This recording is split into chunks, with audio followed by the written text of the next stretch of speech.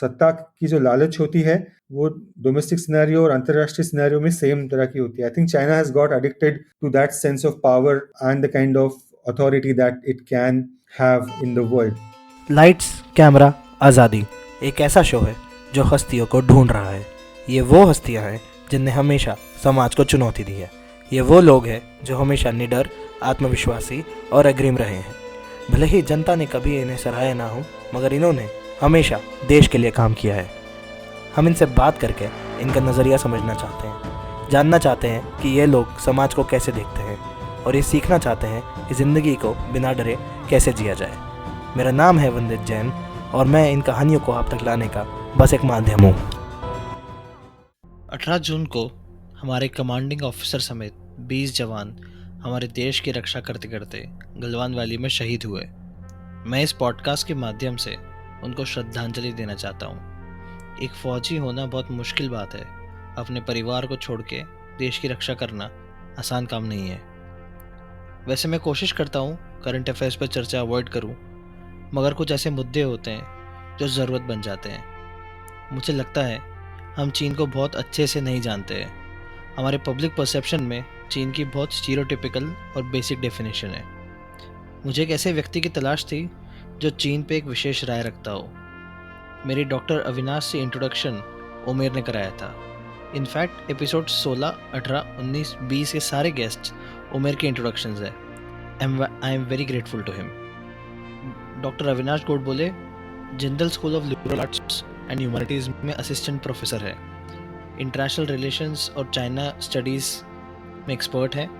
इनके पास 17 साल का चाइना को स्टडी करने का एक्सपीरियंस है और इनका फोकस चाइना की foreign policy, Asia strategy, China की माइनॉरिटी पॉलिसीज़, एनर्जी और इन्वायरमेंटल पॉलिसीज़ पर रहा है. इन्होंने इन मुद्दों के बारे में एक्सटेंसिवली लिखा भी है और पब्लिश भी कराया है.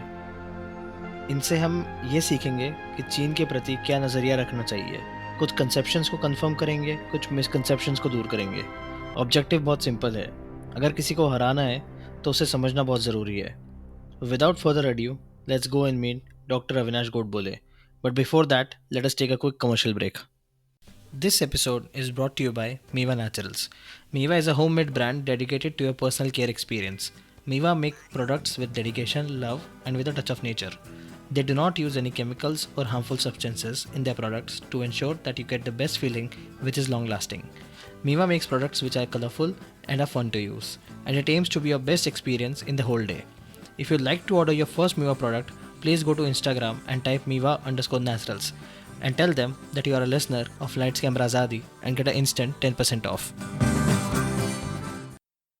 3, 2, 1. Avinash Godbole, welcome to Lights Camera Zadi. Thank you. Happy to be here.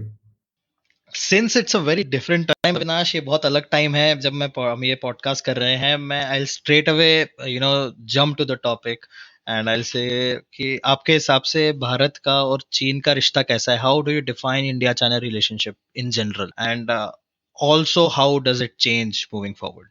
Well, India China relations एक कॉम्प्लिकेटेड स्टोरी है और पिछले बहुत सालों का जो एफर्ट रहा है इंडिया का और चाइना का, वो इस कॉम्प्लिकेटेड स्टोरी को सिंपल करने के लिए एक मेथड लाना चाहिए. We need a method in madness in handling the complexity of India-China relations. As you know, the 1962 war was a defining moment for India-China relations.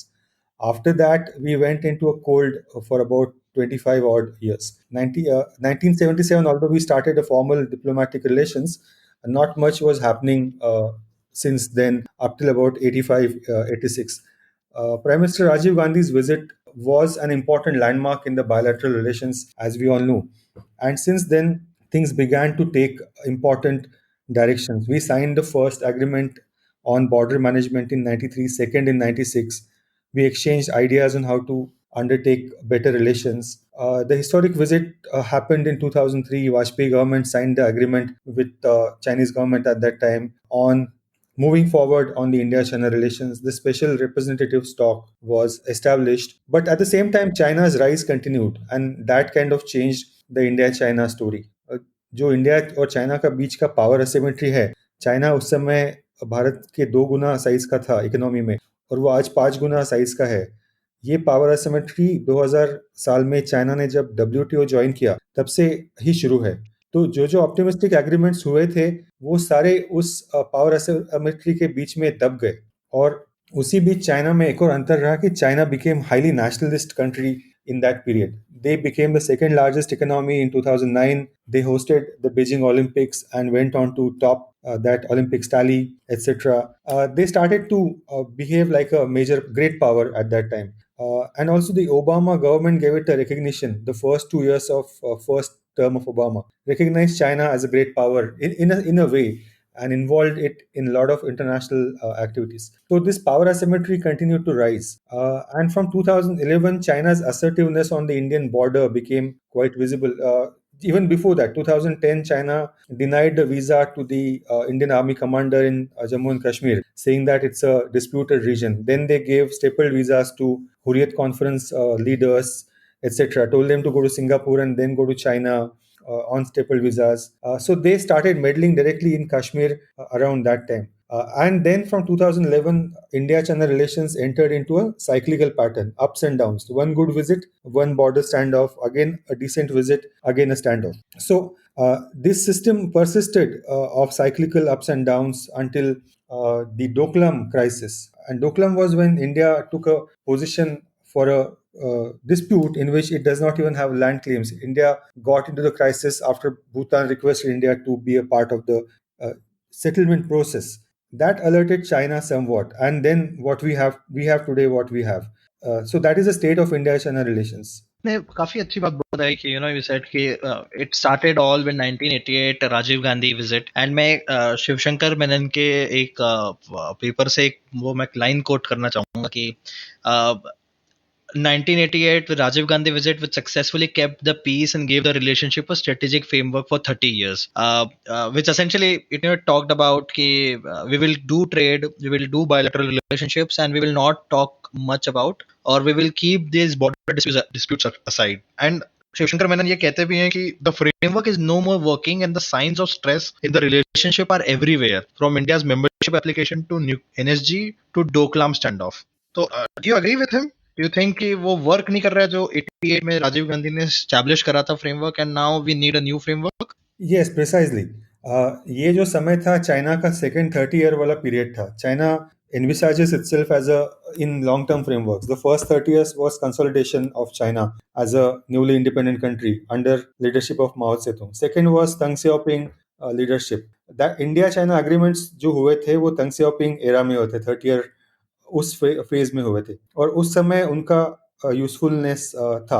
और अब हमें एक नया फ्रेमवर्क की जरूरत है. उस समय इंडिया चाइना में जो again the most important thing in understanding this relation is power disparity. China has so much more power than India right now that it can behave the way it wants to, that it does behave in the way it wants to. Whether or not it gets away depends on our leadership and our total political capacity. But that's what I said कि हमारा जो relationship है वो एक cyclical pattern में फंसा हुआ था. ना हमारा इकोनॉमिक रिलेशन आगे बढ़ रहा था क्योंकि हमारा जो ट्रेड डिफरेंसेस है वो बढ़ रहे थे. हमारा एक्सपोर्ट चाइना के यहाँ जो हो रहा है वो कहीं जा नहीं रहा था. Agricultural exports, even rice and mangoes exports, even pharmaceutical exports. The Chinese kept saying one thing in meetings and seminars, and then those agreements never happened. So there was a perception that we are looking at a jaded framework that is stuck in this power asymmetry. I agree with Ambassador Menon that we need a new framework in looking at China in this new era.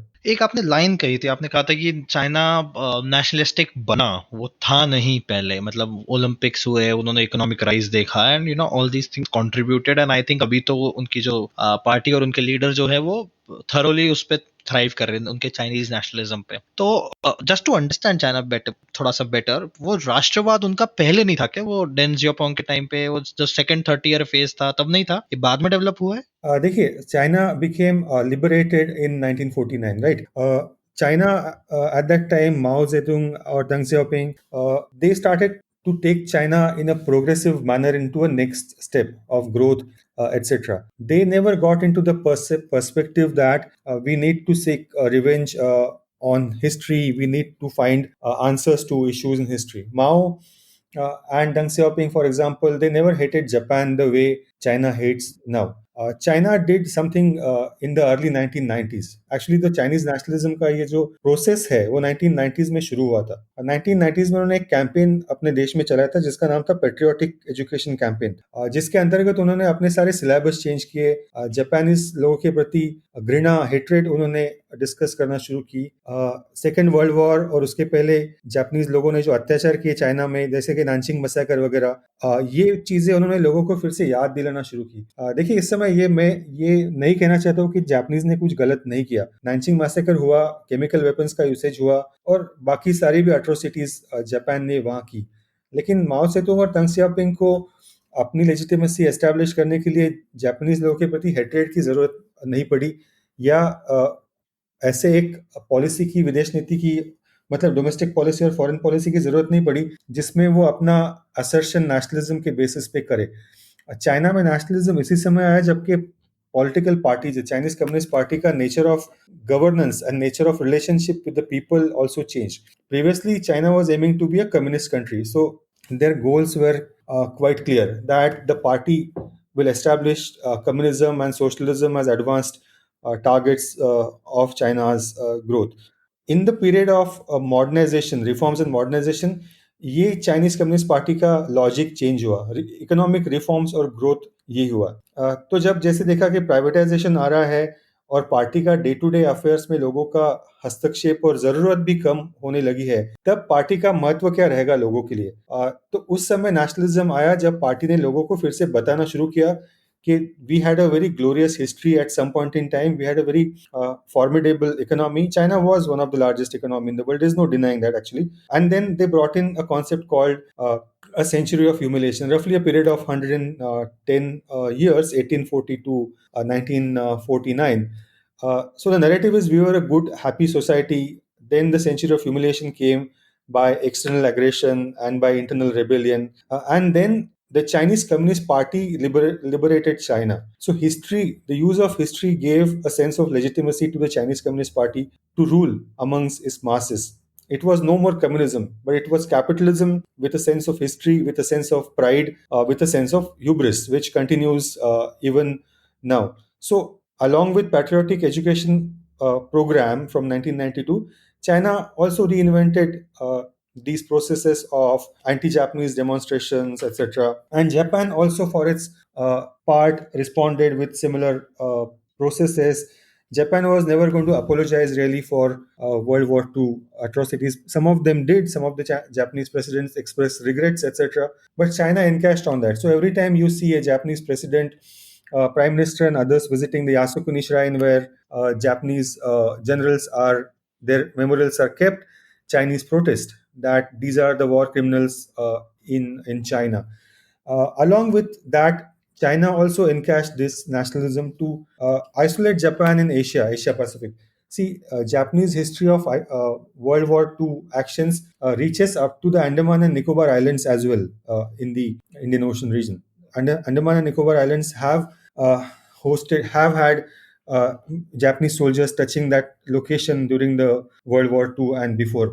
So the stories of Japanese atrocities are there in Indonesia, Singapore, Malaysia as well. Japan knows that, and China uses that to isolate Japan in Southeast Asia and in East Asia. South Korea as well. Issue of comfort women, you might have heard that dogs the Japan South Korea relation even now. So China uses this nationalism quite cleverly when it's required.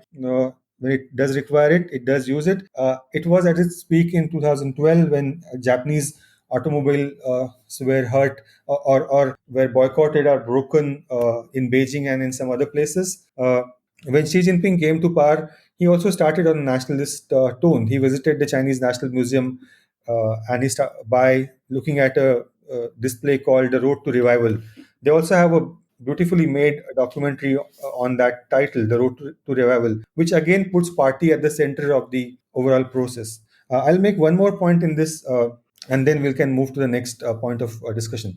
Interestingly, China now has 5,000 5,000 museums across China. of various sizes, of various types, and of various locations. And if you visit these museums, you will find same kinds of stories everywhere. That China was once a glorious country, and then it had a rich history, and then again the imperialism, etc. So the point is, the party reminds people uh, as to why the party is important, and what the party has done for the people again and again. Nationalism is useful because party needs nationalism in the absence of other central governing process. Nationalism also helps China to undertake ideas of anti-corruption movement and other things domestically. So nationalism is a method to use when it matters in China. तो मतलब ये बहुत interesting perspective दिया आपने कि राष्ट्रवाद सिर्फ हम लोग नहीं यूज कर रहे हैं, वो सभी जगह मेरे ख्याल से एक बहुत ही वैलिड एक विचारधारा के रूप में, एक as a valid ideology, tried and tested method है, और मेरे ख्याल से थोड़ा सा लेट ही सही, मेरे ख्याल से वो इंडिया में फाइनली एक अच्छे तरीके से आ चुका है। एनीवे, एक चीज जो मैं जानना चाहता था आपसे, आपने नरेटिव्स की बात करी जो पार्टी बता रही है खुद को, एंड सॉरी अपने लोगों को भी, what do they tell about the Great Leap Forward? Because Great Leap Forward काफी मायनों में शायद बहुत सक्सेसफुल नहीं था, और काफी ऐसे एग्जैक्टली तो मुझे पता नहीं, बट मेरे को जब भी मैं उसके बारे में पढ़ता हूँ तो यही सुनने को मिलता है कि millions of Chinese died and there was famine, और भूख प्यास से मर रहे थे लोग, and it was not a good time. But वो क्या बताते हैं ग्रेट लीप फॉरवर्ड के बारे में खुद को एंड उनके लोगों को? ओवरऑल माओ सेतुंग के रेजिम के बारे में दंग सियाओपिंग पीरियड में ही 1980s में ही चाइना ने एक ये रिकंसाइलेशन कर लिया था कि Mao was 70% right and 30% wrong. 70% president Mao का विचारधारा सही थी, 30% जो मेथड्स वगैरह थी वो गलत हो गए थे। देखिए, ये जो ग्रेट लीप फॉरवर्ड थी चाइना में, उसका भी एक अच्छा कॉन्टेक्स्ट है एक्चुअली, कि China did not have any friends in the international relations at that time. It was a fairly isolated country. China was already at dispute with its only friend, perhaps the Soviet Union. और उस जो 20 साल का period था वो China के लिए बहुत ही ट्रॉमेटिक रहा, जो ग्रेट लिप फॉरवर्ड से शुरू हुआ और जो कल्चरल रेवोल्यूशन के एंड के बाद के गैंग ऑफ फोर के रेबेलियन तक चला।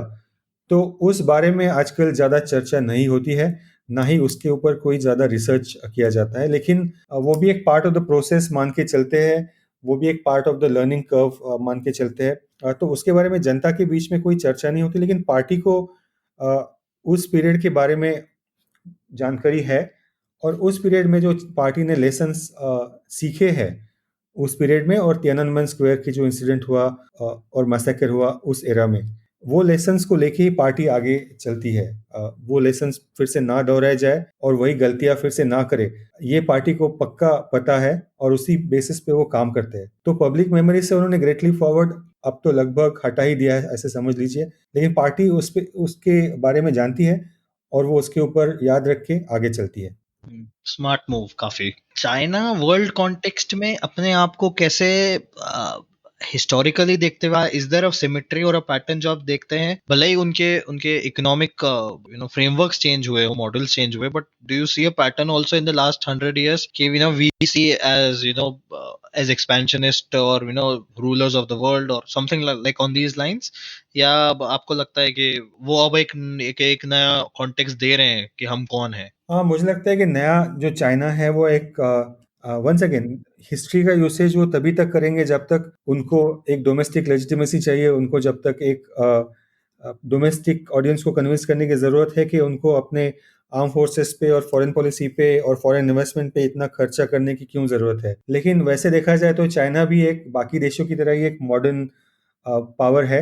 अ, इसके पहले जो जापानीज पावर को लेके अटैचमेंट हुआ था, कॉन्सेप्शंस का, आइडियाज़ का, कि Japanese exceptionalism etcetera, American uniqueness, वैसे ही चाइना के बारे में बहुत लोगों का मानना है कि चाइनीज यूनिकनेस और Chinese exceptionalism in international system, ये चाइनीज लोग भी बहुत सारे मानते हैं कि हम लोग एक यूनिक है, अलग तरह की पावर है।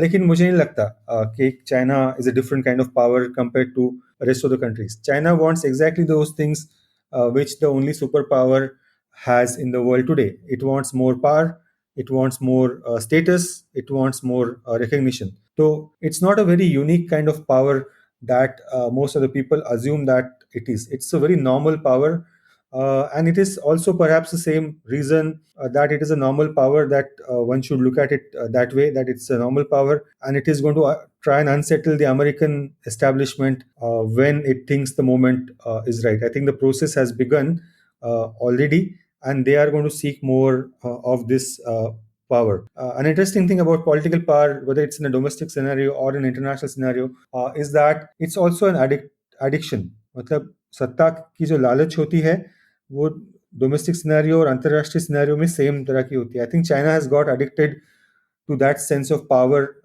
and the kind of authority that it can have in the world.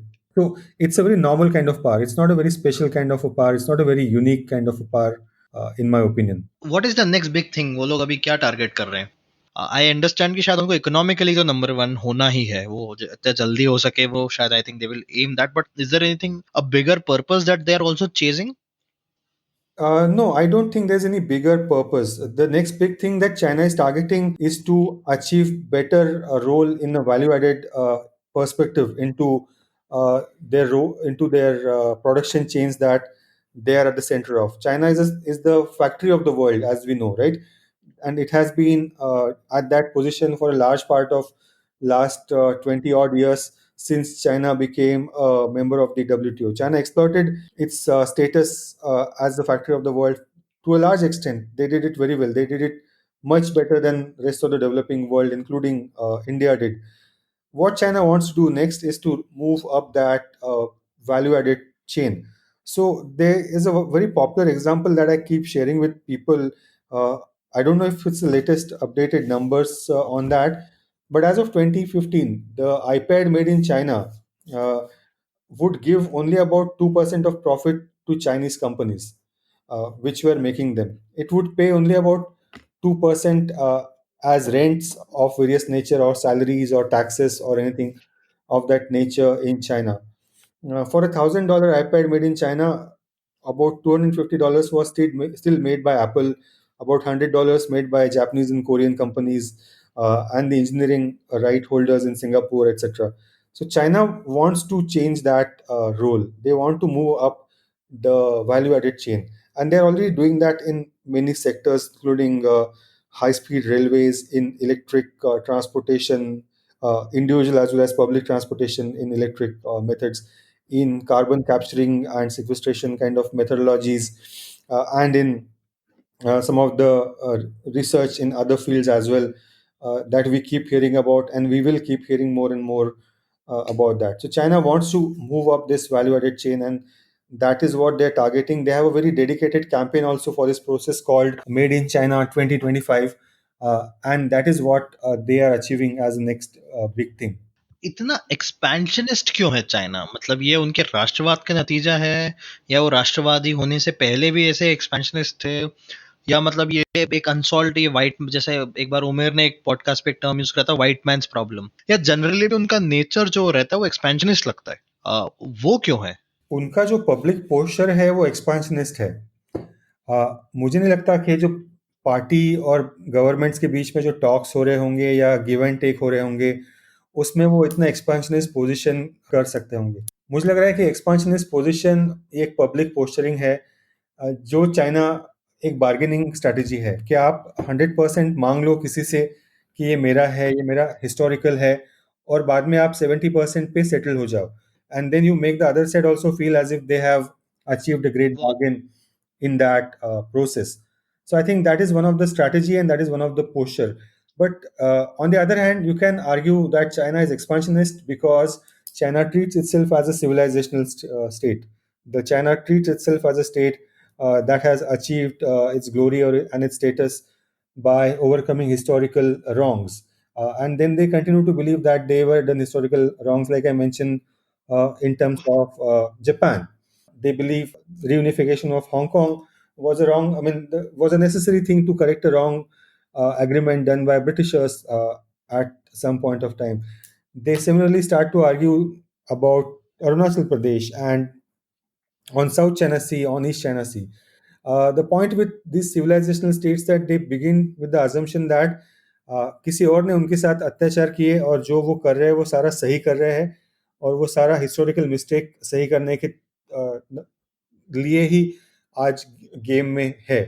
तो उस मायने पर वो एक एक्सपांशनिस्ट पावर है कि इतिहास का एक बहुत क्लेवर यूसेज वो कर रहे हैं, और एक कॉम्पिटिंग नेशनलिज्म एशिया में प्रेरित कर रहे हैं। चाइना को रिस्पॉन्ड करके इंडिया में भी वही प्रोसेस है, पाकिस्तान को रिस्पॉन्ड करके ऑलरेडी इंडिया में वही प्रोसेस है। Japanese nationalism is also on the rise, Malaysian nationalism is on the rise. So there's perhaps Nepalese, no end to it in a way. Nepalese nationalism is on the rise. In a way, yes. In a way, yes. And how much do you think, as India as a state and Indian government, and now talking about, generally any particular government, India का जो China के प्रति knowledge है, how much do we really really understand China? Because ऐसा लगता है, और अब तो रेट्रोस्पेक्ट में और ज्यादा ऐसा लगने लगा है कि शायद हम उनको समझते नहीं है इतना.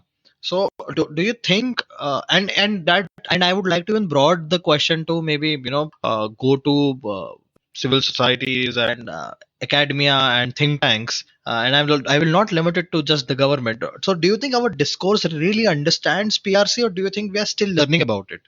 We are still learning about it. India, China are neighbors also, and India, China are strangers also. In fact, there's a book on India, China with that title, India, China, Neighbors and Strangers.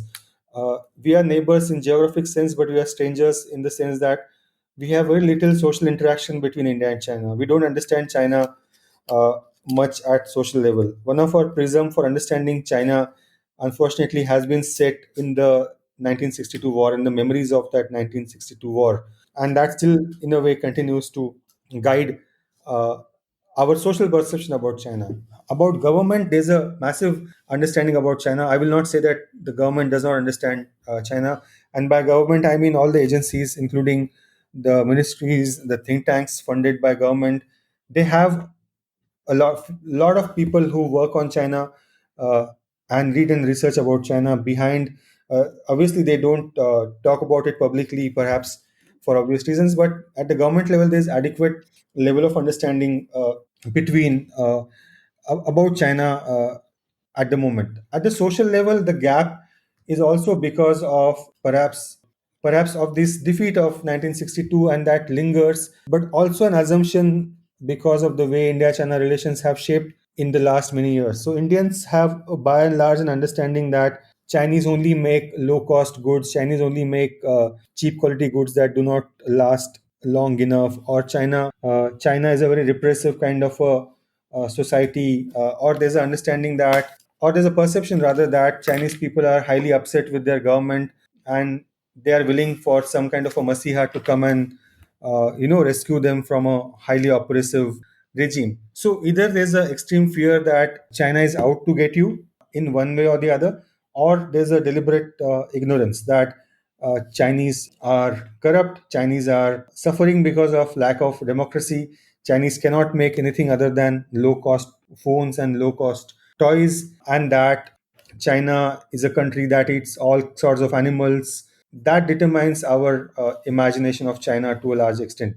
So, right from the beginning, also of the coronavirus crisis, you might have seen that there was a lot of massive misinformation campaign running about China in our social media, including the bat soup videos, which did not originate in China and which were circulated in the name of China at a continuous pace.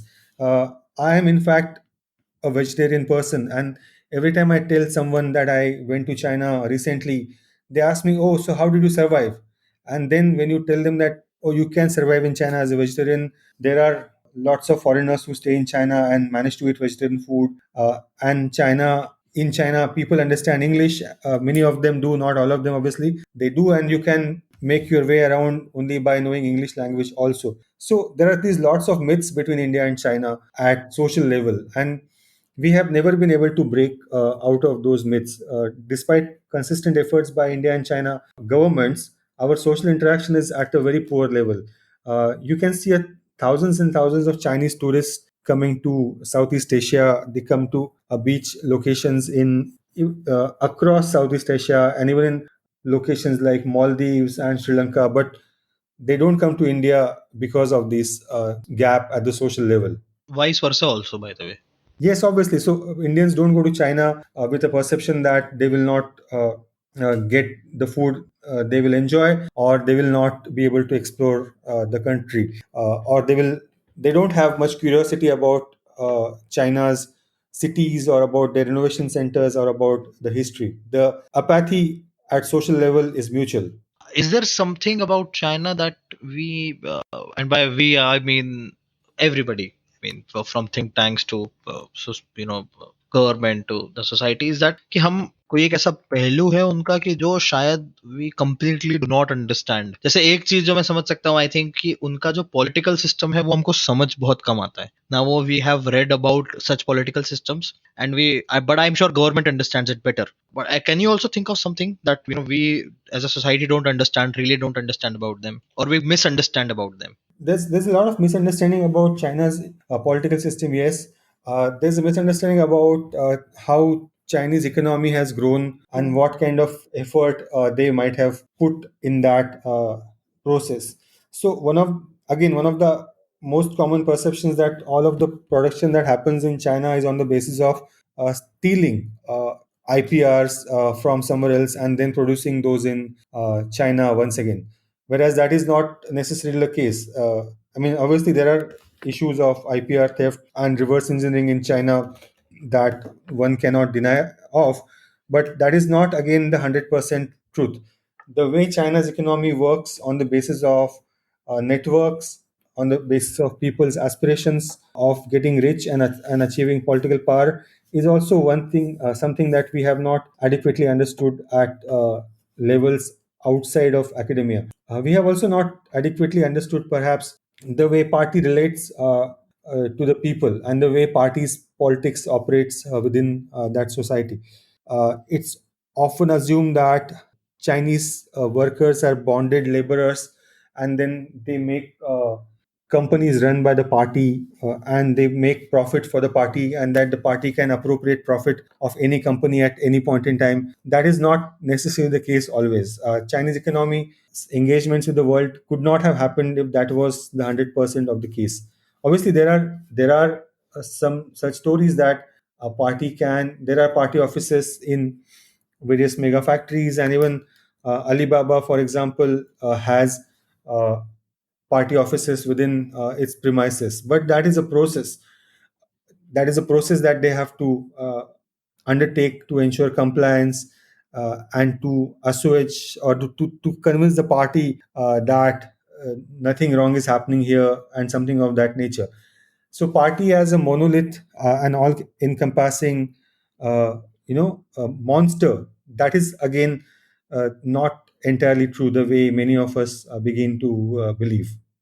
So Avinash, also I think party की शायद इतनी membership नहीं है, मतलब जहां तक मैंने सुना था शायद 1 करोड़ है। How true is that? नहीं, जो डेटा मैं देख रहा हूँ अभी उसके हिसाब से 85 million is the membership of the Chinese communist party. So almost I think 7 times more of what you are saying. So there are people who are member of the Chinese Communist Party. और मैंने बहुत सारे young लोगों से भी China में बात किया है, जब जब मैं गया हूँ एक्चुअली चाइना में, और मैं पूछता रहता हूँ कि क्या वो लोग पार्टी के मेंबर हैं और क्यों वो पार्टी के मेंबर हैं. चाइना में अगर आप देखेंगे तो अभी परमानेंट जॉब्स और सोशल सिक्योरिटी की बहुत कमी है. People are not getting permanent jobs, people are not getting lucrative jobs. So लोगों का और युवाओं का बहुत हद तक ये भी मानना है कि पार्टी मेंबरशिप आपके लिए बहुत सारे दरवाजे खोल देती है. It introduces you to a lot of influential people. It introduces you to a lot of people who have power, right? And if you have aspiration to achieving something great, then you should become a member of the party. For example, I also know a couple of people in Vietnam. So Vietnam political structure is similar to the Chinese political structure. I know of a person who is not getting promoted in his job because वो party का member नहीं है. तो China में अगर आपको अच्छे job चाहिए, आपको अगर गवर्नमेंट की पोजीशन चाहिए, या कोई अच्छे कॉन्ट्रैक्ट चाहिए, तो आपको पार्टी का मेंबर होना आज ज़रूरी है. So people become member of the party, not necessarily because they love communism, or not necessarily because they love the ideology of the Chinese Communist Party, but that is a gateway. That is a gateway to get ahead of things in life, get ahead of the issues and challenges that one has in life. So party is a method, Party is not an objective in all the cases. अच्छा, decent को लेके China का I understand कि वो surveillance state तो बन ही गया है, तो they wanted completely read and see कि आप क्या ब्राउज कर रहे हो, आप क्या बात कर रहे हो, बाहर के एप्स अलाउड नहीं है। But I have also read कि देयर आर फोरम्स जहां पे आप पार्टी को क्रिटिसाइज कर सकते हो, but in general like dissent को लेके क्या मिसकंसेप्शन है हमारा, and what is the true picture there? देखिए, चाइनीज कम्युनिस्ट पार्टी, जैसे मैंने कहा कि एक माओ एरा के बारे में समझने के बाद उस पीरियड की गलती उन्होंने सुधारी, और दूसरा था 1989 की डेवलपमेंट्स।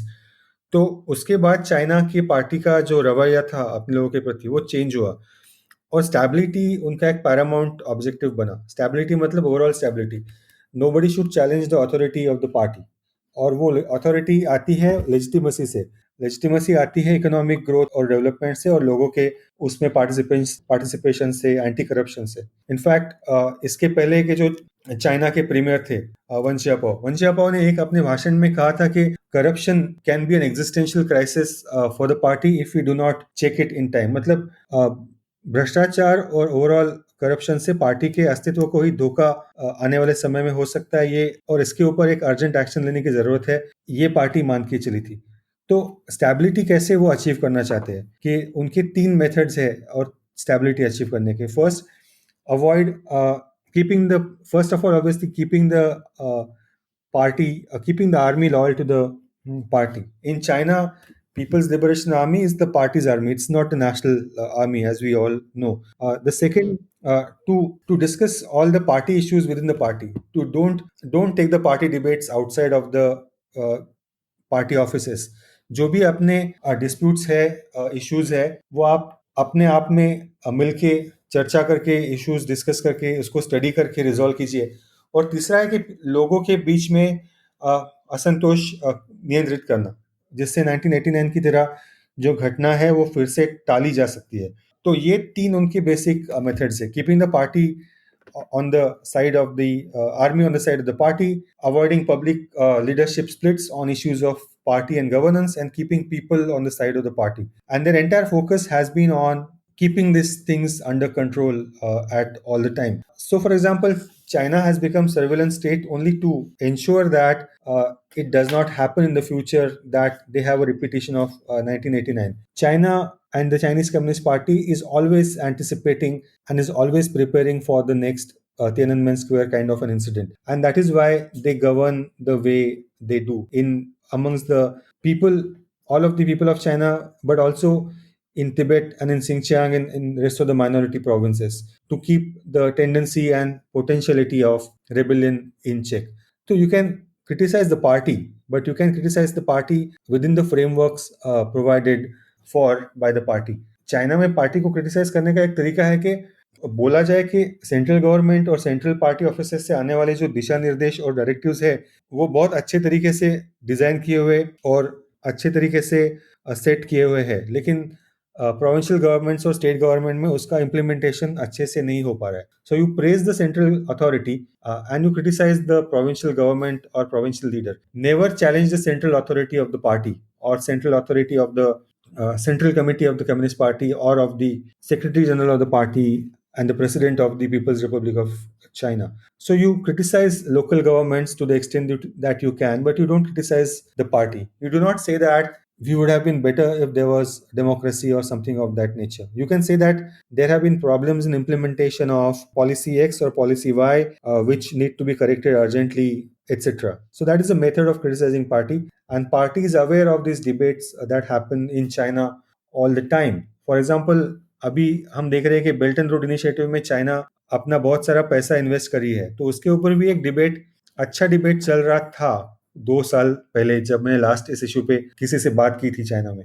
लोग कह रहे थे कि ये हमारे वर्कर्स ने, फैक्ट्री वर्कर्स ने, फार्मर्स ने मेहनत करके अर्न किया हुआ पैसा है, और आप इसको विदेशों में जाके व्हाइट एलिफेंट्स में इन्वेस्ट कर रहे हैं जो आपको कोई रिटर्न्स भी नहीं देगा 10, 20, 25, 30 साल तक। क्यों नहीं ये पैसा देश के अंदर ही यूज किया जाए सोशल सिक्योरिटी के लिए, एजुकेशन के लिए, हेल्थ केयर के लिए, etcetera. So there are these debates in China, but you get into these debates but don't criticise the centrality of the party in the process.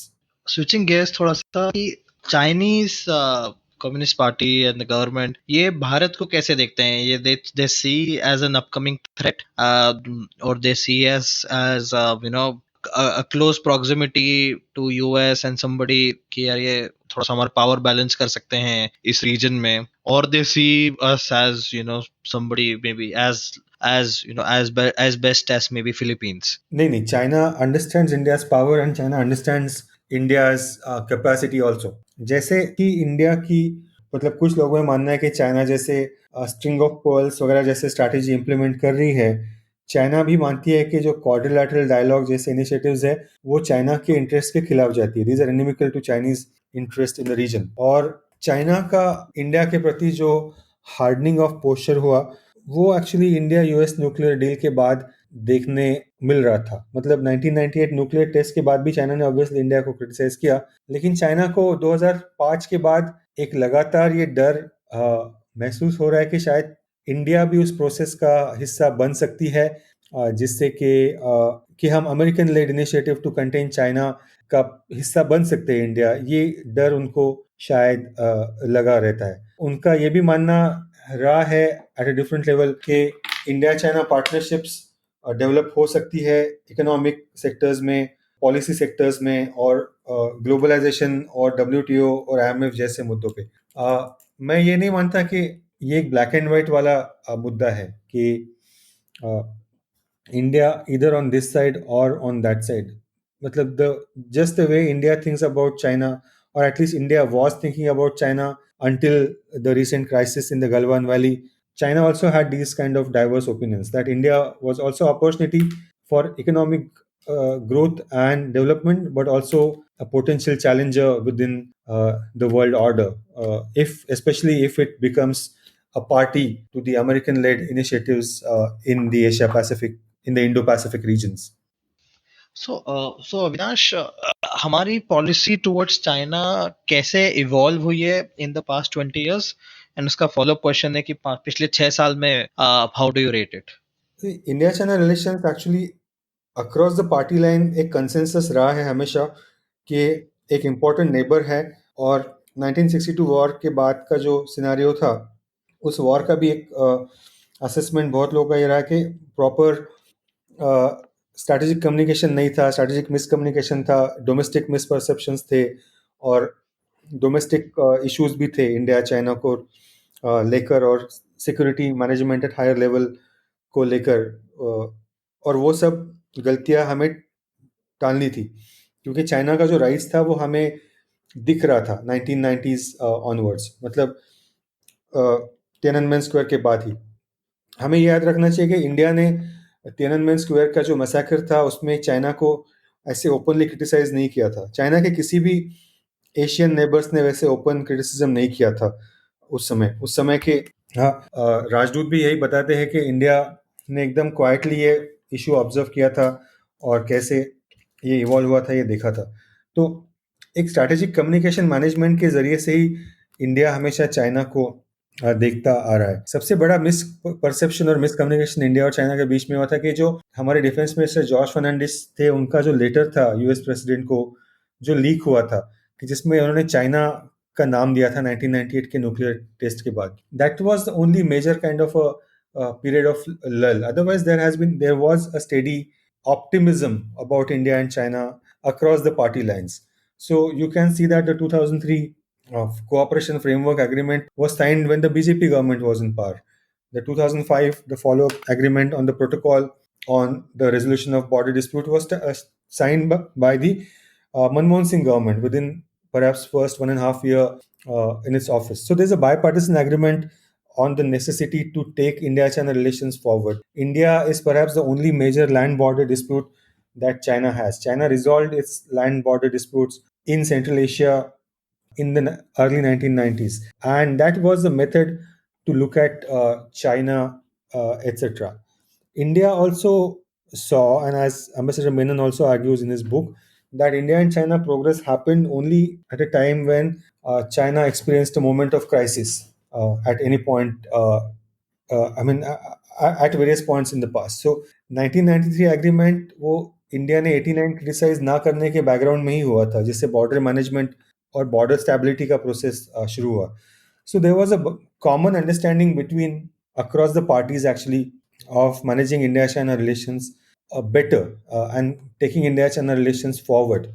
I think Prime Minister Modi, when he came to office in 2014, he started India-China relations, looking at India-China relations on even a more optimistic note, that a lot can be done or achieved by India by working together and closely with China. Remember that even before he became the Prime Minister of the country, he had visited China 4 times as the Chief Minister of Gujarat.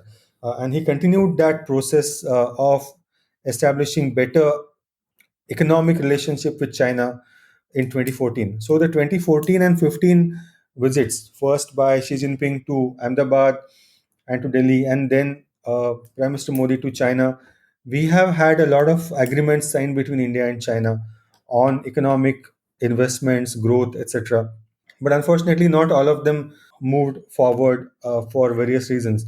So there was overall consensus on taking India-China relations forward. And I'll also direct you on the audience to a very fantastic speech by Prime Minister Manmohan Singh that he made in China in one of his visits. I'm forgetting the exact year, but there's this fantastic speech where he said that there's enough space in Asia and in the world for India and China to grow, which means that uh, India could grow and China could grow, and we could cooperate on issues that mattered for both of us and manage our differences peacefully and following the procedures. That was the foundation of our relations with India, with between India and China, until, of course, the developments in the last 3 weeks. अच्छा, a lot of criticism is there now in retrospect, of course. पहले तो कभी किसी ने बोला नहीं, but अभी सब, there's a lot of criticism where people are saying कि इंडिया की काफी appeasement policy थी towards China. And Ram Guha, who's a historian, famous historian, he also tried to draw a parallel between Modi and Nehru and their readings of China and misreadings of China. So what's your take and general opinion around this whole idea? I don't think. What are the examples of appeasement, any case, that are being argued? Can you share some of them? This is from an article of Japan Times. India's appeasement policy towards China unravels. It's Mhm. written by Brahma Chenelli. And Right, I right, think right. what they're trying to argue here is that Mr. Modi tried to flatter Xi Jinping. He tried to establish, a personal touch.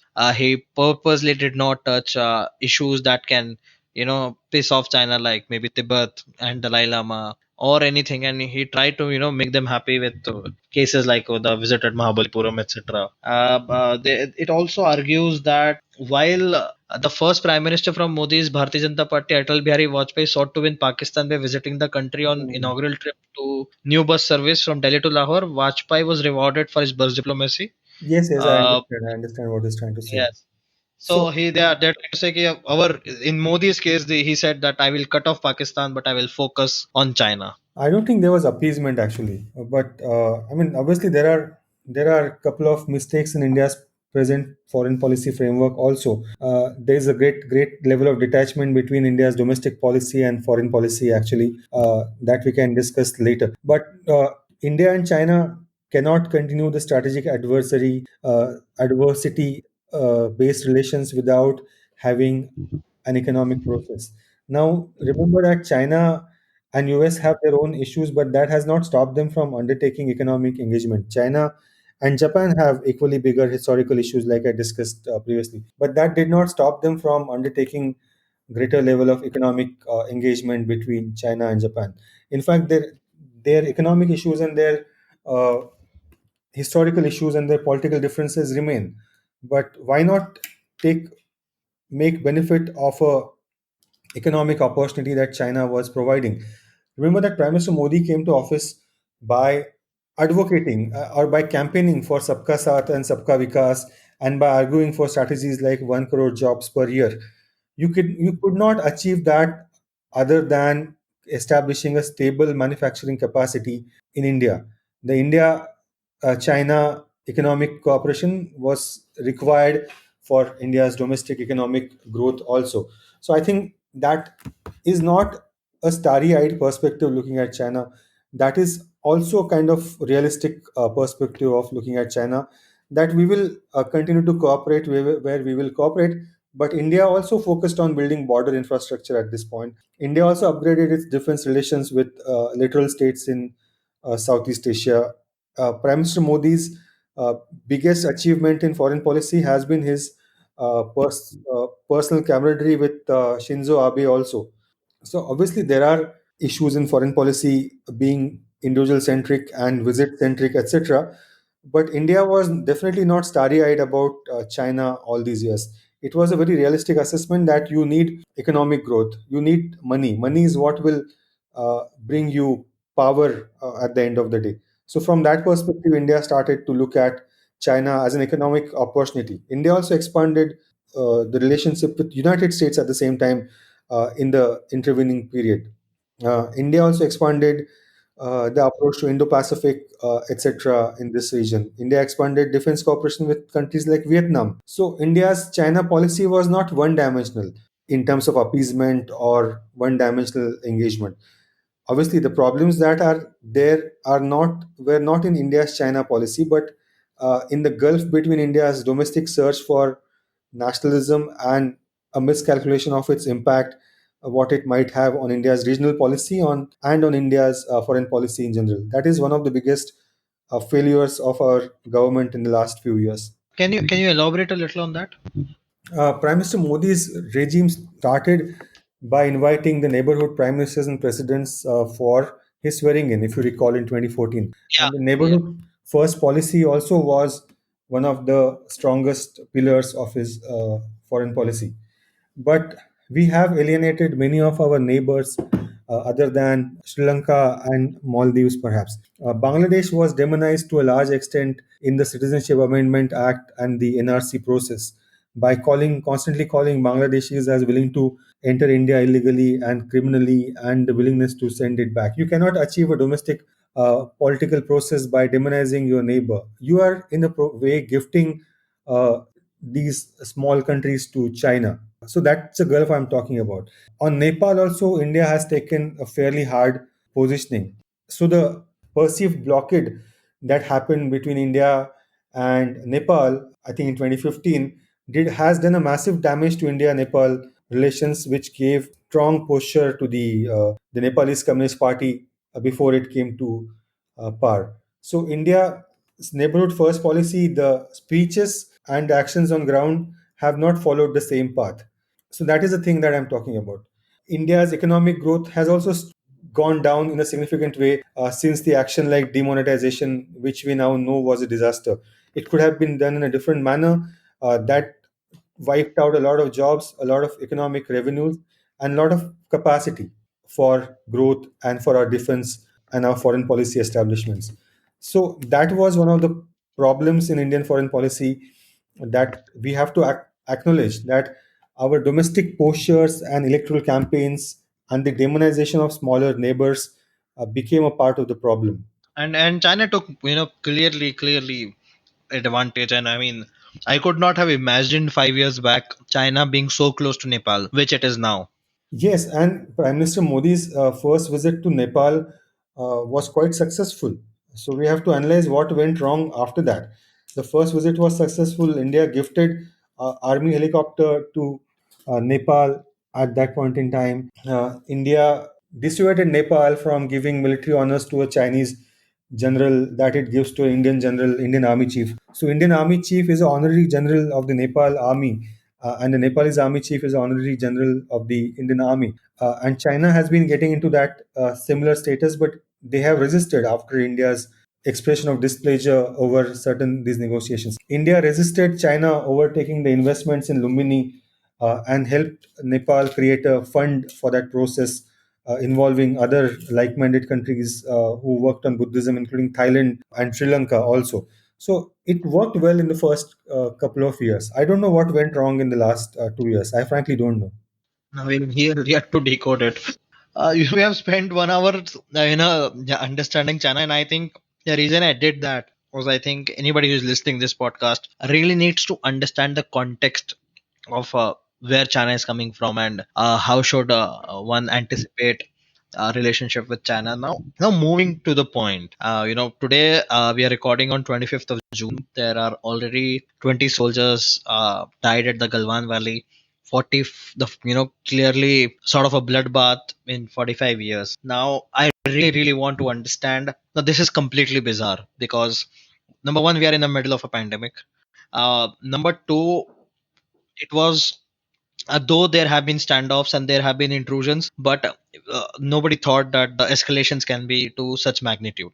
And I'm sure a lot of my listeners really want to understand that somebody like you who really understands China and who I'm sure is reading facts very objectively, what went wrong? I mean, not, and I'm not talking about what went wrong in Galwan Valley. I'm talking about what were the chain of events that led to Galwan Valley in the past 6 years. And if things were going so right, that and there are frankly so many opinions. Like somebody saying that it is a reaction of China to Ladakh. So when we split it into two, your union territory, and when we removed Article 370, somebody else is saying that China is trying to posture that they are not weak, and the world cannot push them into a corner during a pandemic. And somebody's saying that they are just trying to use a pandemic to showcase more power and assert nationalism domestically. So frankly, there are a lot of theories, and what I want to do in the next 1 hour with you is really understand that how did we reach to this situation of Galwan Valley. I think you stated almost all the factors, and there must be some combination of that factor that one has to look at. What I also heard from a couple of people who visited China in the winter months of conference and seminar is that China was also trying to understand India's reason for removal, not only for the removal of Article 370 and the special status to Jammu and Kashmir, but they're also perhaps more perplexed by the kind of postures that were taken in the House of Parliament. And remember that they do not take it lightly what the top leadership of the country says in the House of Parliament. Our Home Minister went on to say that we will recover all the territory occupied by China, the Aksai Chin, etc. While speaking on the issue of 370 in the Parliament, our Foreign Minister had to go to China within perhaps a week of the Article 370 being removed to explain the process and to convince Chinese that it would not affect the border negotiations between Status quo. India and China. The negotiations process would not be different. That we will continue to negotiate border according to the framework laid out in 2005 and 2003. But people were asking these questions. So I spoke with a couple of people who went to China, and they were asked these questions as to what do you really mean by trying to recover the entire territory? Is that how you envisage going forward? So perhaps they were not as disturbed by 370 as by the politics of everything else that was going on at the time around it, the chest thumping moments after removing 370. And that's the point I made to you previously that perhaps one of the biggest mistakes was to look at domestic policy and foreign policy separately and to treat the big stage events like the Howdy Modi and other public stage events as achievements of foreign policy or as the pinnacles of India's foreign policy achievement. Foreign policy is a process, it does not happen in an event. So you cannot destabilize the process and hope that an event will set everything else in place. So 370 and the rest of it might be one of the reason. Obviously, after the pandemic, China is on the back foot. They are getting a lot of flack for that, and rightfully also so. For there's a methodological problem in the Chinese Communist Party, and that is a problem why the pandemic was covered up in the initial process, and then why it became big the way it did. So China is obviously heightened in terms of its attention of what the world is saying about it right now. It's possible that China is making this historical claim on Galwan Valley once again because of the fact that it wants to create an example out of India that we will occupy territories with the biggest neighbor, neighbor with the largest population in our neighborhood, and that is a lesson for smaller countries with smaller armies, with smaller defense budgets, for Japan, for Philippines, for Vietnam, for Taiwan, and for South Korea for sure. to not to mess up with China, because everyone in the world is looking at what is happening on the India-China border. It is also a message that Chinese, by undertaking violent actions on the border, they have broken down a peaceful management of border protocol that we have developed over this long period of time. The 1993, 1996 agreements, the 2005 agreement, and the 2003 agreement. I would actually urge the listeners to read the 2003 agreements once again. I imagine at that time I was a student of Masters in International Relations in JNU when this agreement was signed, the 2003 and 2005 agreements. That they were actually forward looking agreements that could achieve peace and progress in India China relations, but they did not. For China to get over these foundational agreements and to be able or to be willing to get into a bloody fight means a lot has changed in their perception in the last many days. They feel cornered, they feel that India's balancing act between the US and China is no longer holding, or that India is taking the side of the US in the trade war. China has begun to assume, obviously, at least before the pandemic, I would imagine, that Donald Trump was going to win the second term. And then he might still win, actually, despite the number of casualties that are there in the US because of the pandemic. So they were getting ready for an extended trade war with US and extended fights of nationalism, etc. So China has been cornered not just because of coronavirus, but for a long time. And it's possible that they are looking at this crisis, this issue at Galwan Valley and the claims over Pangong So, Finger 4 and around that area as a way of asserting their power once again in international system, and especially in Asia. In Asia, China does assume that India is the next biggest challenger. And China, I have never doubted that China wants a hegemonic position in Asia before it can become a hegemonic power in the world. Perhaps they are treating this as an opportunity of a moment of opportunity for their leadership. Remember that Chinese have never gone to war or undertaken any military action when they were at when the leadership was highly confident and powerful.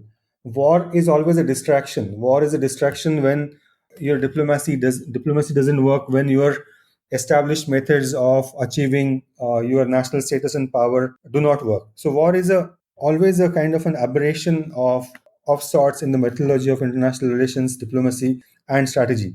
Something would have gone into the minds of Chinese that they have undertaken the action that they have done. How exactly has the status quo changed? अभी मतलब क्या situation है, पहले क्या थी? And there's a lot of debate that they are reached to point 14. अभी वो कितना अंदर घुस चुके हैं? And how has this dynamic changed? Uh, from the latest image that I have seen, and I'm also speaking of this from the point of view of the images that I'm seeing in media itself. Chinese are sitting just across at the point of point 14 and but beyond that also there was the patrolling rights that India has had up to a point of the claimed Indian LAC. Remember that LAC is not a fixed boundary, but LAC is notional. India believes that a certain level of LAC, a certain points denote an LAC. In Chinese believe that certain other points are LAC. There's very little agreement on LAC except in very few localities, like in the middle sector of the India-China border. So LAC is not defined on ground, and that is one of the biggest problems. So previously, there were face-to-face situations. There were face-to-face situations where the Indian patrol and the Chinese patrol would come face-to-face. They would lower their guns and they would raise a flag saying that you are in our part of the territory and you must go back. I think listeners would have seen those kind of images on from the India-China border in the past. But they were never permanent posts that China was making on the border, and especially that situation is quite severe on the Pangong So location, because not only denies India access to the points of its perception of LAC, the right to move up till that point, but it also creates more Chinese posts and more capacity for China to observe Indian strategic locations from that point. And today's reports are also suggesting that Chinese have also opened one more new front right next to the DBO, the Dawlat Beg Oldie airstrip. So that is quite alarming, actually. So situation is alarming. There's no way to deny that. Have we lost territory to them? I wouldn't say we have lost territory as yet, but because the negotiations are underway, but I think Chinese are sitting on the territory that India that falls on the Indian side of the LAC. I wouldn't Correct. count it as lost because there are ways to uh, recover those territories.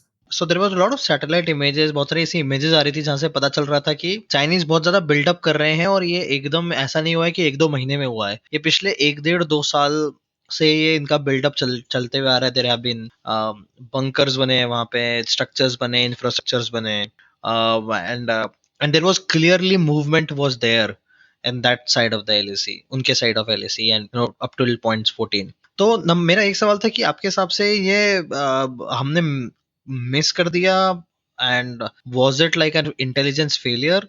It was, so we were caught surprise, so that is my question कि ये एकदम से ऐसा क्यों हुआ. सी ये जो area जिसकी हम बात कर रहे हैं वो एक्चुअली एक इनहॉस्पिटेबल एनवायरनमेंट है.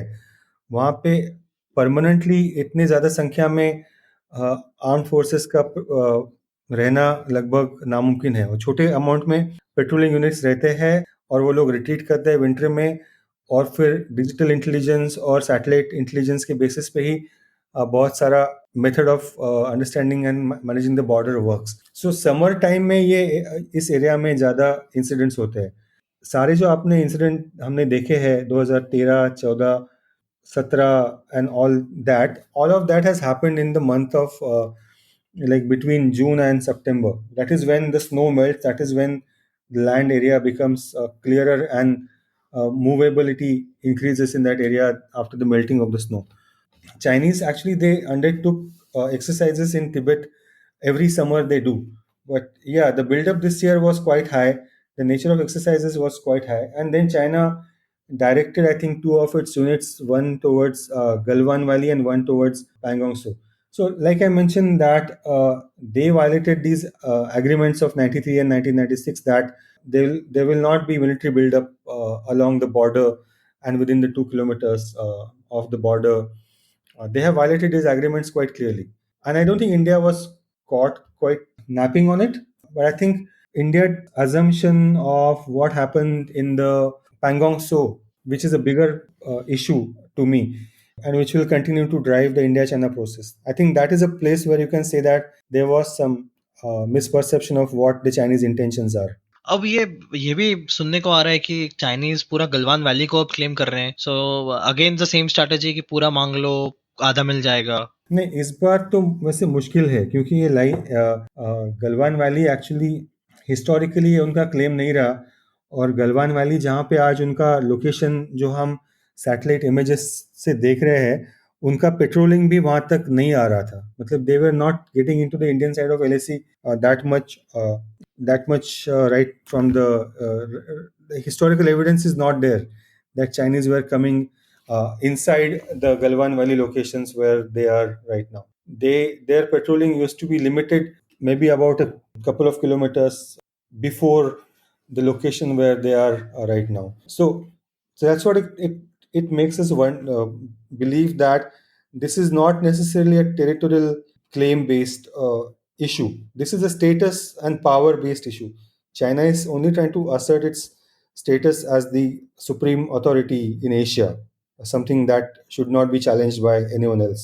एक छोटा सा डाइग्रेशन में ले रहा हूँ. आपने बोला कि they want to show that who is the big brother. Now ये जो एक डिस्टर्बिंग बात जो है कि अभी तो सिर्फ 6-7 महीने हुए हैं जब महाबलीपुरम में prime minister Modi and president Xi Jinping का समिट हुआ था. तो it's not very long ago, right? It's like 6-7 months और so. And they add up नहीं होती ये equation. There is this bilateral summit or informal talks as they say, और वहां पे things look good, under control, and obviously corona happened. But फिर भी उन्होंने they were so arrogant कि they still thought कि they had no respect for those relationships that we developed over the course of time, and उन्होंंने एक झटके में पूरा dynamic change कर दिया for a very, for the very foreseeable future as well.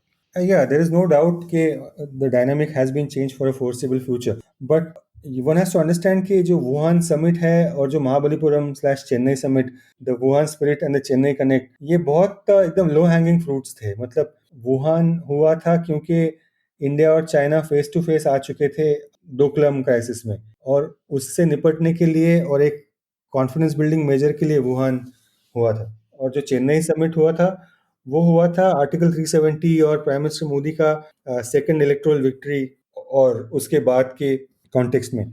आपको ये देखना होगा कि वुहान और चेन्नई के बाद कोई जॉइंट स्टेटमेंट नहीं था, कोई एग्रीमेंट्स नहीं थे, कोई वर्केबल एजेंडा नहीं था, या कोई ट्रीटी साइन नहीं हुई थी.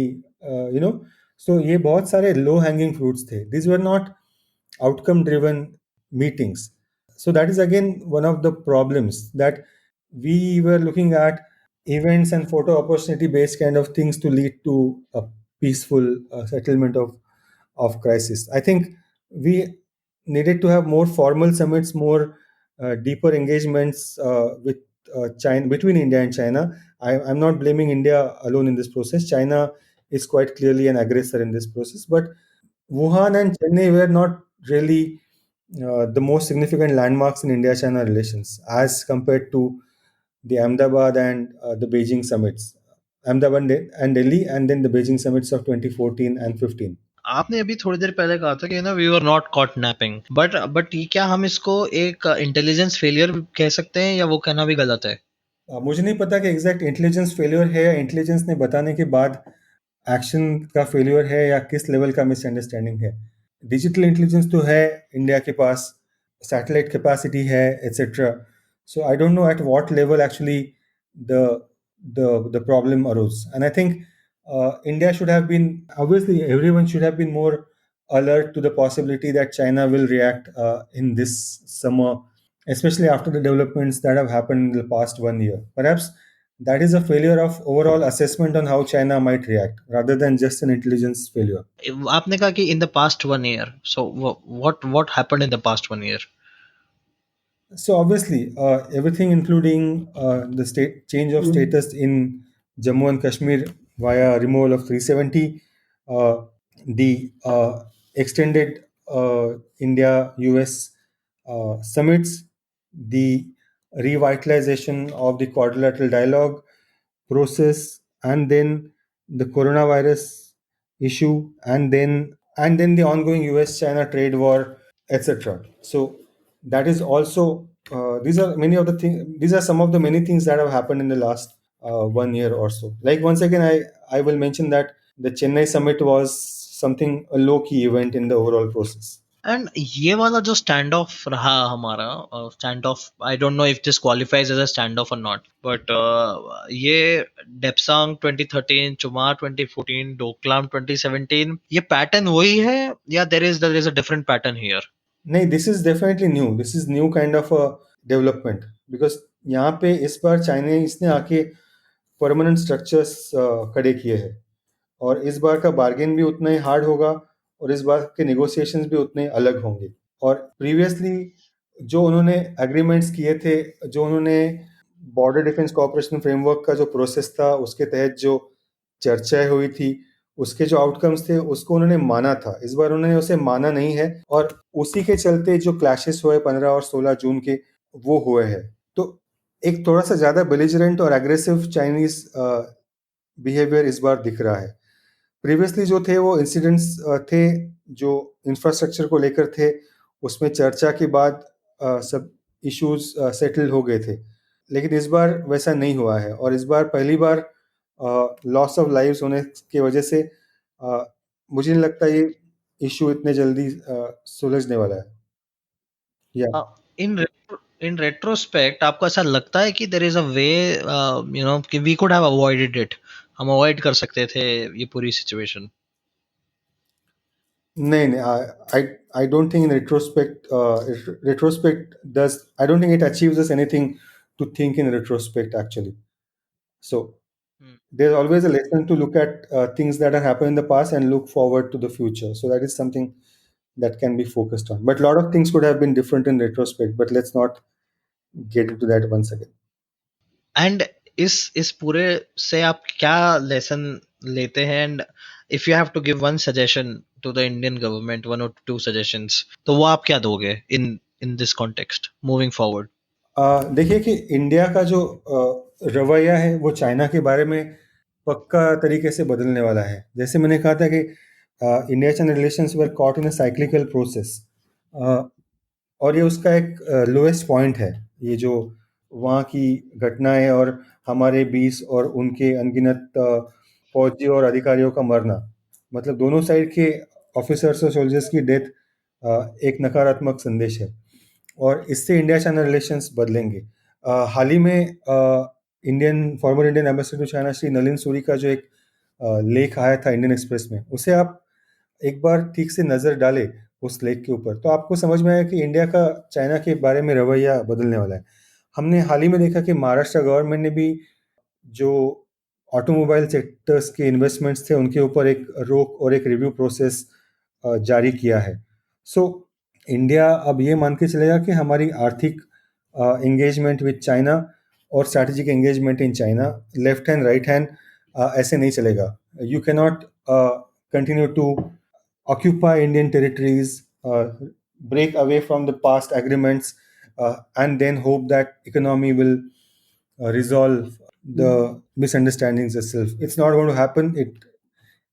It has never happened in the global uh, process. It will not happen in the case of India China. I mean, this popular example that theorists give, that economic interaction does not bring peace because Europe was the most economically engaged part of the world before the start of the First World War, but the World War still happened. Economy will not resolve the India China crisis, and we have to take a comprehensive approach to look at China by heightening reviews and by taking a more closer look at overall India China relations. So I think it's a massive setback, and relations will change in a significant manner. But at the same time, we have to depoliticize the process domestically, explain everything to the country and to the people in a more comprehensive manner. Our strategic communication has to be clear, not only with China and the other countries, but our people have to be informed better. Indian people should not have to rely on satellite images generated in Australia or in Europe or in the US to know what is happening on the border of their country. The Indian government should be telling facts to the Indian people, acknowledge the mistakes, tell them we are in the process of correcting the mistakes, but don't keep the people in the dark in this process. आपको लगता है उन्होंने कुछ fact छुपाए हैं? और जैसे कि क्या? देखिए कि देयर इज अ प्रोसेस, एक स्ट्रैटेजिक कम्युनिकेशन होना और उसमें क्लैरिटी होना भी इम्पोर्टेंट है। ये जो क्राइसिस हुआ 15-16 जून का, उसके बाद चाइनीज फॉरेन मिनिस्ट्री का जो स्पीचेस और स्टेटमेंट्स थे, उसकी उसकी दखल पूरे दुनिया ने ली। All the people quoted from the speeches of the Chinese minister of foreign affairs, but the Indian statement did not come out well until into the late night of the 16th. So not only you have to win the wars, but you have to win the wars of perception also. That is what I'm trying to highlight. I'm not saying that government is necessarily hiding or deliberately hiding something. They could be, but they are also not forthright in their communication. I think this is a very good time that Ministry of Defense spokesperson can conduct a once in 3 days kind of a press briefing or a press statement to communicate this with the media.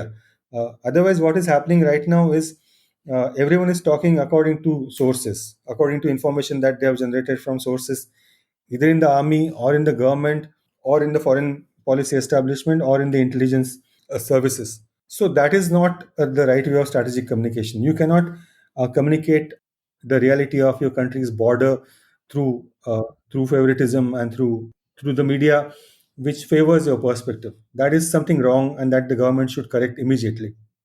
Do you agree with Prime Minister's statement that nobody has captured our borders? I still don't know about that. I still don't know. I mean, that is the thing. I'm a civilian and I'm relying on contrasting information and contrasting sources. I still do not know the truth behind what is happening. If the Chinese were not sitting on the Indian territory, then the disengagement should not have happened the disengagement should not have taken so long. It should have happened faster and in a more substantive manner. If the Chinese are not sitting on the Indian territory, then there's no need to panic for anyone at this point in time. But there is some panic is there. Definitely, there's panic. Definitely, there's a cause of concern on what is happening right now on the border. Avinash, moving to our last segment, and I think, as Shivshankar Menon has also said recently, that this is an inflection point in India-China relationship, and I think you have also just said it a little earlier on similar lines as well. I think what me and I think a lot of listeners would be really really interested to know that how do we contain China, and while we understand that there will be economic transactions that will happen, and those economic nationalism and banning Chinese good may not be prudent or may not be the best way forward. But diplomatically, politically, how do you contain it? Do we start recognizing maybe Taiwan? Do we start highlighting the Tibet issue more? Do we start doing the Uyghur Muslim issues more, start highlighting it more in the international arena? So, what are some instruments that you suggest that we should do, both diplomatically, politically, and anything else that you can think of economically as well? I would actually imagine a long term strategy to counter China. First of all, getting out of the economic dependency in certain sectors that we have vis a vis China. Course correction on the economic relations. I think we should start by looking at developing the active pharmaceutical ingredients infrastructure in India. I think the government has already taken some baby steps on that front in the last 1 year. I think even before the coronavirus crisis. I think FICCI or somebody has written a report to that respect on developing the active pharmaceutical ingredients in India and reducing the import dependency on those. That is one important step. Similar dependency we have in case of things like automobile parts, so LED lights, alloy wheels, and things like that. We have to rework our strategies on Make in India. That is the only way forward for India to get out of being dependent on China's imports from China and to create jobs in China. See, LED screens and mobile phones are the smallest of items in terms of value in India China relations. There are other elements also. It is actually perhaps also saddening and shocking that some of our defensive equipment might also have a Chinese component in the shields and in the jackets, protective jackets that are used by India's paramilitary forces, etc. Why can't we manufacture those in India? So that is something. Why can't we uh, encourage our domestic industry? Actually, one thing that one can learn from China for India's economy is to build a culture of research and innovation. Invest in industry, invest in education, encourage people to undertake research and innovation, and let them pursue profits more vigorously. Obviously, check corruption, check bribery, and check issues like nepotism across the sectors. But let the economic spirit actually unleash the way that we have been waiting for a long, long time. That is the only way to counter China economically. On Taiwan, etc., not everything has to be done overtly. There are ways to achieve foreign policy objectives by looking at things not done directly also. You can increase your economic and political interaction with Taiwan without affecting India China relations. I mean, without affecting the One China principle. You can start giving coverage to the democratic elections in Taiwan when it happens, and you can encourage the academic level interactions and industrial level interactions with Taiwan. Taiwan is also looking for markets, and India can be a good destination for that. Can we create a framework where we give concession to the Taiwanese investments, etc.? That can be looked at. So I don't think India needs to move away from one China so rapidly. That will be an emotional overreaction rather than a strategic achievement at this point of time. India has a good policy on how to look at the issue of Tibet. I think enough has been written and said about it, so not much needs to be repeated. But for the long run, I think the Indian democracy is the biggest challenge that China has in the world.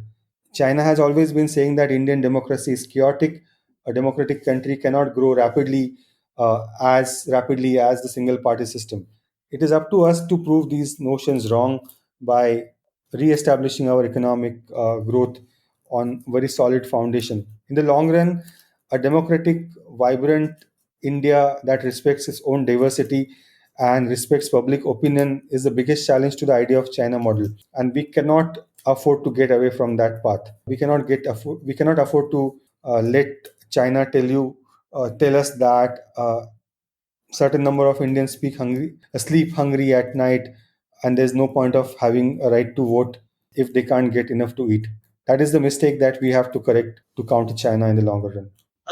One important question when we are discussing, we as in a few set of people with friends, etc. We were discussing that how the posture, the rhetoric, and overall the domestic narrative was completely different as compared to Pakistan, and when we had a situation in Pulwama. Mhm. And right now Galwan is completely, it's a completely different narrative. Is it because that we see China as a more reliable long term partner, and there is a context of some past relationship, or is it we do not want it to mess with them? Do you have an opinion around that? I don't think it has anything to do with the past relations with India between India and China. I think this is a massive new moment in the India-China relations. China has actually not been an electoral issue in India in the past, and Pakistan has always been because of the memories of partition. So India-Pakistan relation cannot be compared to India-China.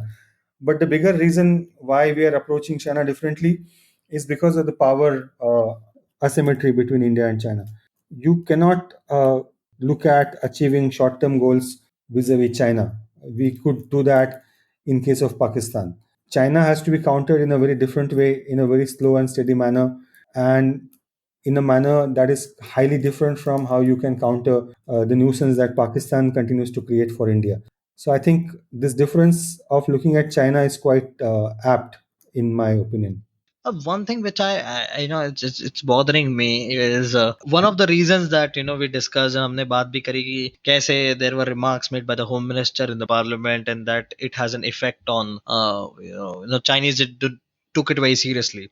There is again an anti-China wave, and probably there will be leaders who will again capitalize it, and they will again use the similar rhetoric. And so didn't China realize that this is not leading anywhere? This is we are going in circles. So if though the anti-China rhetoric was a problem, or or if such kind of uh, narratives were a problem, so वो तो अब और बढ़ जाएंगे, right? So didn't China think through this? Don't you think so? So one has to see why they took that kind of a risk, why they did not see that India is a market that they need to capture for their own economic benefit. Perhaps they have reached a moment of power in their own mind, of their own power, that is, in their own mind, that they think that they can afford to undertake such skirmish with India and get away with it. And the overall scenario of their trade war, of their criticism of the coronavirus, makes them perhaps think that they need to reassert their own power and status, and that is why the they have chosen to break the confidence on the India-China border. So I think possible that they are trying to tell India not to mess or not to challenge their power and status in the future. I don't know how the negotiations are, and not too sure how they will progress in the future. But I hope the sanity prevails and status quo is re-established as it existed on the 4th of May, before the first round of clashes happened.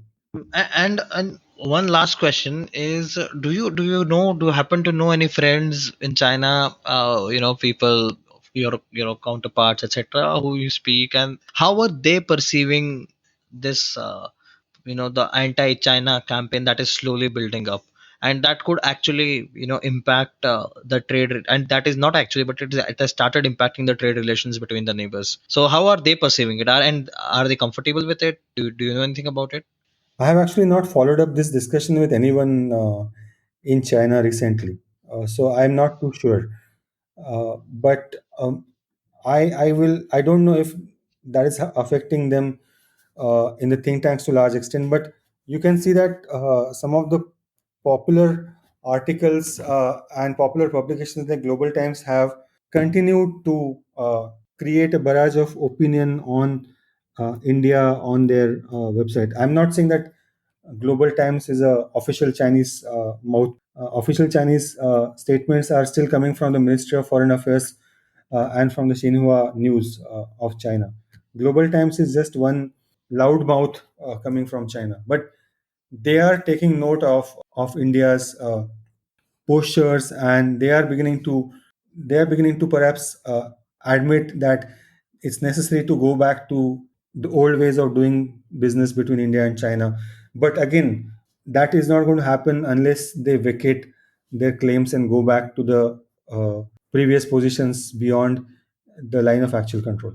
And there are multiple news and opinion about how many soldiers did China lost. Uh, do you how what is your opinion around it?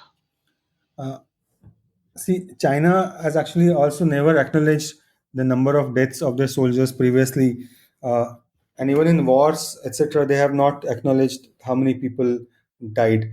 I mean, there's no official figure, in fact, of how many Chinese soldiers died in the Korean War itself, right? So, I don't think China will release this figure in a hurry. Remember, I mentioned to you the Chinese nationalism previously. Nationalism can also be a two-edged sword, actually. So if actually the more number of Chinese soldiers have died, and if China releases that figure, it can create a pressure on them also, on the Chinese government also, that the Chinese government is weak. Nationalism can hurt the Chinese Communist Party also. So they will not release the figure uh, in a hurry. We'll have to wait for maybe 5 years, maybe 10 years to know exactly how many casualties did China take in that the night of the 15th and 16th. Avinash Godbole, it was a pleasure having you on Light Camera Azadi. Thank you so much for spending your valuable time and sharing your insights with us. Thank you. I hope I did make sense. Everything I said in this conversation is obviously completely my personal opinion, and I have developed it by looking at China for the last about 17 years, but also based on the media reports of the last few days. So I don't have any more privileged access to any more sources than all of us. So I hope we get more of that access. And thank you for having me on the show. Thank you, and yes, I mean we can be right, we can be wrong. The only thing we can do is we can speculate basis our rational judgment. Yes, it was great having you. Thank you so much. Thank you. Bye bye. That was Dr. Avinash Godbole with his eye-opening insight on China. अगर आपको episode पसंद आया तो आप मुझे Twitter पे लिख सकते हैं. मेरा ट्विटर हैंडल है THOONETIT. अगर आपका कोई सुझाव है या किसी गेस्ट को आप रिकमेंड करना चाहते हैं तो आप मुझे ईमेल भी कर सकते हैं onwandit.jain@outlook.com. आप लाइट्स कैमरा आज़ादी को इंस्टाग्राम पे और यूट्यूब पे फॉलो करिए. इसके अलावा अगर आप कुछ भी बोलना चाहते हैं, बताना चाहते हैं, आप feel free to reach out to me. I try to be very approachable and I will try to respond to your questions or doubts at any point in time. Lights camera आज़ादी को सुनने के लिए बहुत बहुत धन्यवाद. घर में रहिए, स्टे होम, स्टे सेफ. धन्यवाद. जय हिंद.